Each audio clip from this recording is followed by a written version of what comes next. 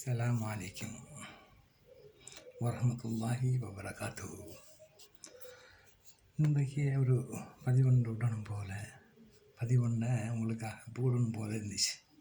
காரணம் என்னென்னா, இந்த உலகத்தில் நிறைய விஷயங்களையும், நிறைய மனிதர்களையும், நிறைய சந்தர்ப்பங்களையும், நிறைய சூழ்நிலைகளையும் நாம் பார்த்திருக்கிறோம்.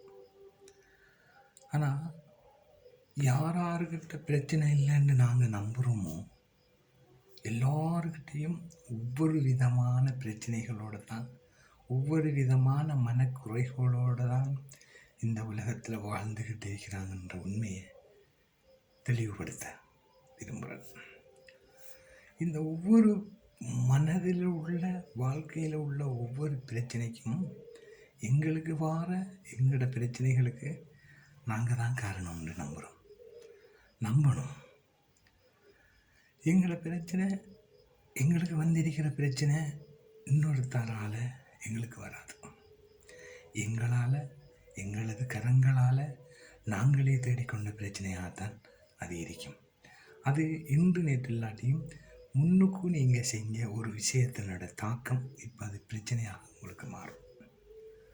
நீங்கள் தேடிக்கொண்டதை தவிர வேறொன்றும் இல்லை.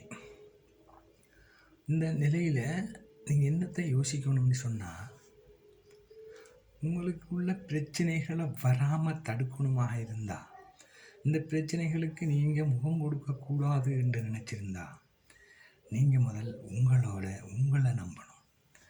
உங்களை நம்பி உங்களுக்கு என்னத்தை கொடுக்க முடியுமோ, அதாவது எல்லா விஷயத்தையுமே ஒரு நெகட்டிவாக பார்க்காம,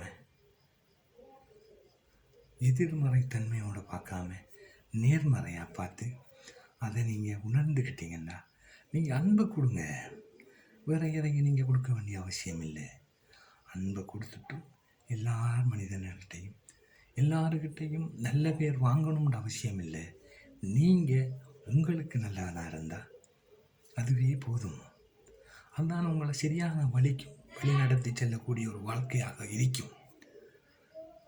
அந்த வழியில் தான் நீங்கள் போகணும். நிறைய பிரச்சனைகளோடு வாழ்கிற மனிதனையும், பிரச்சனைகளை வெளிக்காட்டாத மனிதனையும் தான் இங்கே நாங்கள் பார்க்குறோம். ஆனால் அந்த பிரச்சனைகளை உள்ளுக்குள்ளே வச்சு தன்னை சுயநினைவை இழக்கிற அளவுக்கு ஒவ்வொரு மனுஷனுக்கும் ஒவ்வொரு சோதனைகளை கொடுத்தான் அந்த இறை சக்தி இருந்து கொண்டிருக்கு. இந்த பிரச்சனைகள்லேருந்து மீளணுமாக இருந்தால் நாங்கள் நல்லதை ஏற்கனவே கொடுத்து இருக்கணும். இனியும் நல்லதை கொடுக்கணும், நல்லதை கொடுத்து கொண்டும் இருக்கணும். இது உங்களுக்கு விளங்கும்னு நினைக்கிறேன். இந்த நல்லதை கொடுக்குறங்கிறது, அன்பு கொடுக்கறது, புன்னகையை கொடுக்கறது, உங்களுடைய இன்னா செய்தாரை ஒருத்தல் அவர் நாண நன்னயம் செய்துவிடல்ங்கிற மாதிரி நீங்கள் அவர் யாருடைய குறைகளையுமே நீங்கள் தேடாமல், குறைகளை கண்டால் நிறைவடைய முடியாது. நீங்கள் குறைகளை தேடாதீங்க. உங்களுக்குள்ள உள்ள நிறைகளை மட்டுமே தெரிவு செஞ்சு, பிற மனிதன் நிறைகளையும் நீங்கள் தெரிவு செஞ்சு, அதை நீங்கள் மகிழ்ச்சிகரமான உங்களுடைய மனசை மகிழ்ச்சியாக்கிட்டு நடந்துக்கிட்டீங்கன்னா ரொம்ப ரொம்ப ரொம்ப ரொம்ப உங்களுக்கு வாழ்க்கை இந்த சுவீச்சங்களும் ஒளிகளும் உங்களுடைய பாதைகளும் தெளிவாக தெரியும். இதைத்தான் நான் உங்களுக்கு இந்த பதிவில் சொல்கிறேன்.